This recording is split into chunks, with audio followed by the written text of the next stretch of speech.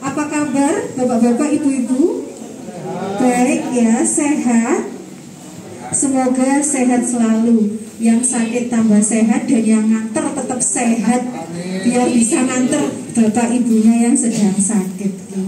Kali ini Bapak Ibu bersama kami dari tim gizi Rumah Sakit Dr. Haryoto Lumajang bekerja sama dengan teman-teman dari Universitas Jember. Ya, kita akan berbagi ilmu ya Bapak-bapak, Ibu-ibu. Nanti bisa sharing, bisa tanya-tanya di sini tentang makanan yang berkaitan untuk penyembuhan penyakit diabetes mellitus atau kencing manis ya. Biar nggak lama-lama, biar meningkat waktu, kita mulai ya. Habis ini bersama Mbak Wafifah, ya. Oke. Baik, assalamualaikum warahmatullahi wabarakatuh. Apa kabar bapak-bapak dan ibu-ibu? Alhamdulillah. Nah, saya Wafifah Lubis selaku mahasiswa gizi UNED yang saat ini sedang magang di instalasi gizi RSUD Dr. Haryoto. Nah, saat ini saya akan diskusi mengenai diabetes mellitus atau kencing manis. Nah, jadi apa sih itu diabetes mellitus? Diabetes mellitus itu merupakan suatu penyakit kronik di mana pankreas ini terjadi gangguan pada pankreas sehingga tidak dapat memproduksi insulin atau tubuh ini tidak dapat memanfaatkan si insulin itu. Lalu si diabetes mellitus ini dibagi menjadi 3, yaitu diabetes mellitus tipe 1.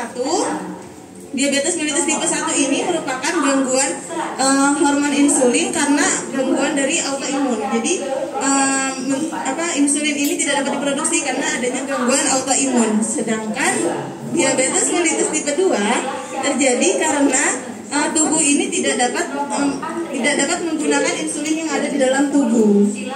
Lalu selanjutnya yaitu DM gestasional atau DM pada masa kehamilan.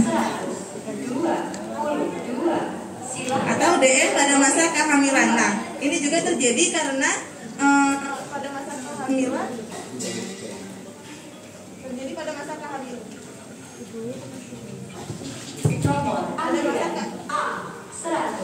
Pada masa kehamilan. Nah, apabila telah melahirkan biasanya pada gula darah pada ibu jadinya diabetes mellitus tipe 2. Nah, kenapa sih diabetes mellitus itu terjadi? Faktor apa sih yang mempengaruhi gitu? Nah, yang mempengaruhi diabetes mellitus itu ada obesitas atau kelebihan berat badan. Nah, kelebihan berat badan itu kan pasti adanya penumpukan lemak pada tubuh, sehingga lemak dalam tubuh ini dapat memperlambat sih kerjanya insulin dalam tubuh, jadinya dapat menyebabkan terjadinya diabetes mellitus tersebut. Lalu selanjutnya yaitu kurangnya aktivitas fisik. Kurangnya aktivitas fisik ini kan kita tidak bergerak, tidak melakukan aktivitas fisik sehingga tidak adanya untuk mendorong si hormon insulin itu. Lalu selanjutnya yaitu nutrisi tidak seimbang. Nutrisi tidak seimbang kan kita harus makan itu sesuai dengan isi piringku, di mana isi piringku itu ada lauk pauk, ada karbohidrat, ada sayuran dan buah. Itu udah sesuai dengan porsinya. Kalau nutrisi tidak seimbang itu nanti adanya pada nasi berlebih atau lemaknya berlebih sehingga karbohidrat dan lemak ini yang berlebih atau tidak sesuai dengan porsi isi piringku itu yang dapat menyebabkan terjadinya diabetes mellitus. Lalu selanjutnya yaitu faktor usia. Nah, semakin bertambahnya usia terjadi juga penurunan organ tubuh yang akan mengakibatkan terjadinya penurunan si pankreas itu juga yang jadinya nanti produksi insulinnya berkurang. Lalu gimana sih gejala yang terjadi pada penderita diabetes mellitus? Nah, gejalanya itu yang pertama mudah lapar, karena kan apa yang kita makan itu nggak diproduksi oleh gula darah, jadinya tetap mudah lapar. Lalu selanjutnya sering haus karena terjadinya penumpukan gula darah dalam tubuh. Itu si ginjal itu berusaha untuk mengeluarkan gula darah tersebut, jadinya dibantu dengan air yang ada di dalam tubuh sehingga terjadinya sering haus dan itu juga jadinya sering buang air kecil. Lalu penurunan berat badan. Penurunan berat badan ini terjadi karena apa yang kita konsumsi itu tuh akan penurunan berat badan itu apa yang kita konsumsi tidak masuk ke dalam tubuh atau terjadi gangguan pada metabolisme sehingga dia tuh akan energi itu tidak diproduksi penurunan berat badan, jadinya dia itu bakalan menggunakan lemak dan proteinnya sehingga terjadi penurunan berat badan. Lalu gatal pada kulit, kan tadi sering haus itu nanti jadinya tubuhnya dehidrasi. Nah, dehidrasi itu menyebabkan kulit jadi kering sehingga gatal pada kulit. Lalu yang keempat yaitu mudah lelah. Mudah lelah ini disebabkan karena apa yang kita makan itu tidak terserap oleh tubuh, jadinya energinya dalam tubuh itu tidak optimal sehingga terjadinya mudah lelah. Lalu selanjutnya yaitu prinsip untuk orang yang mengalami diabetes mellitus. Prinsipnya yaitu ada 3J, yaitu tepat jenis, tepat jumlah, dan tepat jadwal. Nah, apa sih tepat jumlah? Jadi tepat jumlah itu syarat kebutuhan kalori untuk penderita diabetes mellitus itu harus sesuai untuk mencapai kadar glukosa normal dan mempertahankan berat badan.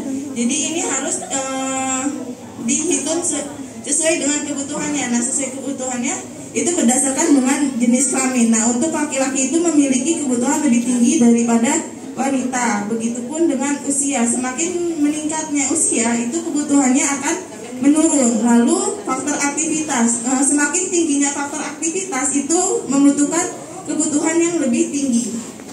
Dan yang keempat itu berat badan. Kalau misalnya dia berat badannya kurang, itu akan berat badannya kurang membutuhkan kebutuhan juga yang lebih tinggi. Nanti akan dicari dengan berat badan idealnya dia. Lalu selanjutnya ini ada kebutuhan, contoh seseorang penderita diabetes mellitus memiliki kebutuhan 1.500, kan harus tepat jenis, ya tepat jenis. Jadi di sini harus sesuai dengan jadwalnya, harus sesuai dengan jenis makanannya apa saja yang harus dimakan, lalu tepat jumlah. Jadi untuk sekali makan itu harus sesuai dengan kebutuhannya dia. Misal pagi ini ada nasi, itu kebutuhannya hanya diberikan 100 gram, atau untuk takaran dari penukar rumah tangga itu sama dengan 3/4 gelas. Lalu untuk telur itu 1 butir telur itu setara dengan 40 gram, dimana dari semua totalan energi dari makan pagi hingga ke malam itu totalnya 1.500. Jadi sesuai dengan kebutuhannya dia. Ini tepat jumlah. Lalu selanjutnya yaitu tepat jadwal. Nah, pemberian makanan pada diabetes mellitus ini harus sesuai dengan jadwal, yaitu jarak antara makan itu 3 jam sekali.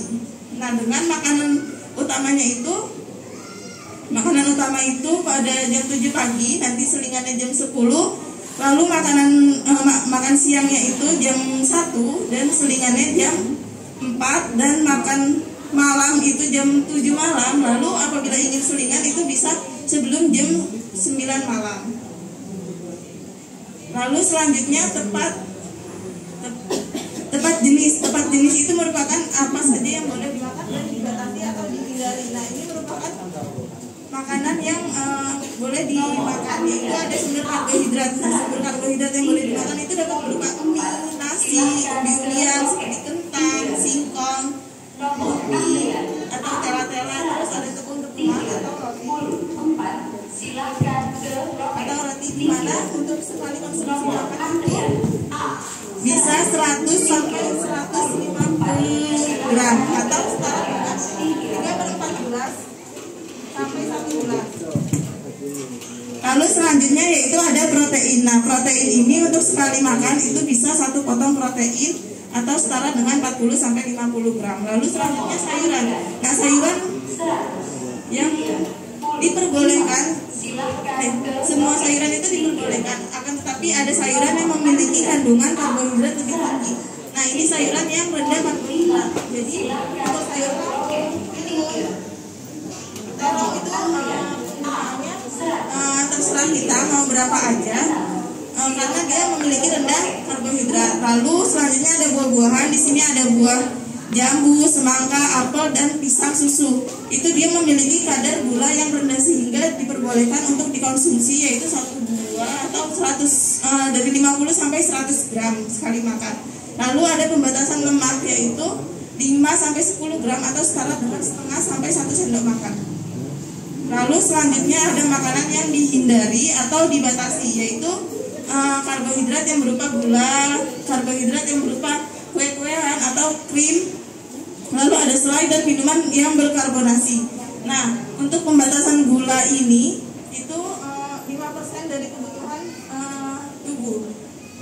5% dari kebutuhan tubuh, semisal tadi ada contoh kebutuhannya 1500, berarti 5%-nya itu bisa 75 kalori atau setara dengan 15 gram. Nah, itu 15 gram itu sama dengan gula yang diperbolehkan untuk satu hari itu 2 sendok makan.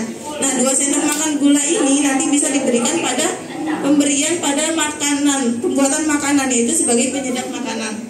Lalu selanjutnya protein yang memiliki lemak seperti babat, jeroan, terus kuning telur itu memiliki tinggi lemak sehingga harus dibatasi penggunaannya. Lalu selanjutnya sayuran yang memiliki tinggi karbohidrat seperti sayur nangka, daun singkong, buncis, bayam itu memiliki tinggi karbohidrat sehingga harus memiliki pembatasan, yaitu untuk sekali makan 100 gram atau setara dengan 1 gelas. Lalu selanjutnya di sini ada buah-buahan yang memiliki tinggi gula. Itu ada mangga, sawo, durian, dan rambutan. Itu untuk penggunaannya apabila gula darahnya lagi normal itu tidak apa-apa mengkonsumsi buah-buahan ini. Akan tetapi jika tidak normal, lebih baiknya tadi menggunakan buah-buahan yang memiliki kandungan gula lebih rendah daripada gula pada buah-buahan tersebut. Nah, tapi meskipun gula darahnya sudah normal, tetap ada pembatasan penggunaan buah-buahannya, itu 50 sampai 75 gram saja, atau untuk sawo itu 1 buah. Terus untuk rambutan itu cuma diperbolehkan 8 buah aja, tidak lebih dari itu. Nah, cukup sekian dari pemaparan kali ini. Mungkin dari Bapak Ibu ada yang mau bertanya?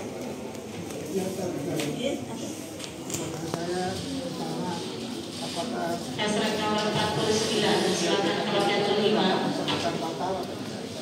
Terus kedua, kalau yang tidak pernah penyakit diabetes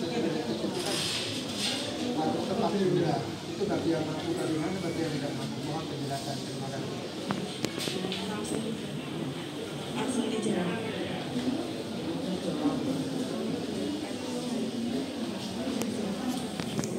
Supaya kalau gula darahnya normal antara 100 sampai 200 itu penyakit ini tidak akan mengalami komplikasi ke organ yang lainnya.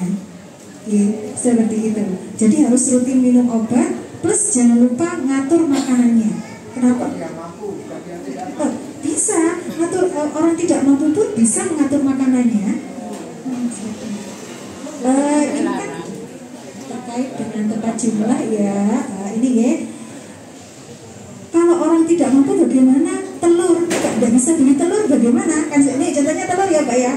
Boleh kok digantikan dengan iwak benggol, tidak apa-apa. Telur sama iwak benggol itu ukurannya hampir nilai gizinya hampir sama. Ya, kalau telur 1 butir boleh digantikan iwak benggol sekitar 1 potong sedang. Ya. Tempe bagaimana? Boleh makan tempe atau tahu, tapi jumlahnya cuma 1 potong sedang.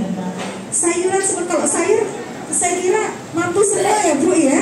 Kan kita bisa ngeramban di sekitar di pagar-pagar itu bisa ngeramban ya kalau sayur-sayuran.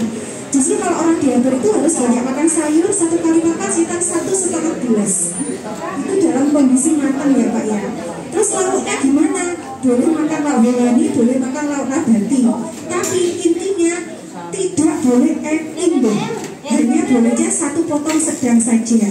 Nggak bisa beli telur Bu, boleh iwak benggol nggak apa-apa, iwak sesek juga nggak apa-apa. Atau sekali-kali kalau misalnya nggak ada gangguan hipertensi, kepingin iwak asin juga sekali-kali nggak apa-apa, tapi jangan terlalu sering. Seperti itu ya Pak ya.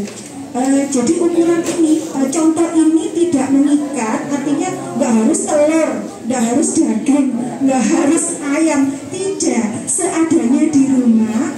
Intinya harus ukurannya harus terukur, nggak boleh berlebih itu nanti khawatirnya akan meningkatkan gula darah. Seperti itu. Sama Bapak siapa? Dusun Tari Jombang masuk paling dalam. Bapak Suhar. Dusun Tari Jombang masuk Pak paling Suharyanto dalam. akan mendapatkan kenang-kenangan dari kami nih. Mana deh? Oh iya, ini kenang-kenangannya ya. Terima kasih. Ada lagi yang mau bertanya mungkin? Oh iya.